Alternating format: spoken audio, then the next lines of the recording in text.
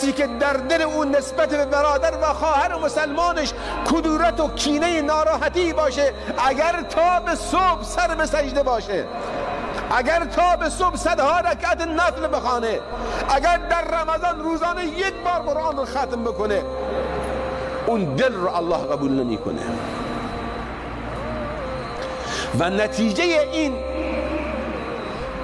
دلچرکی ها و دلخوری ها افراد خبرکش،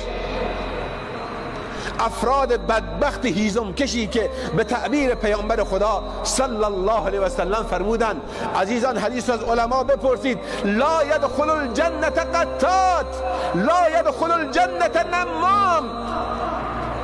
انسان سخنچین، انسان خبرکش بوی بهشت به مشامش نمیرسه.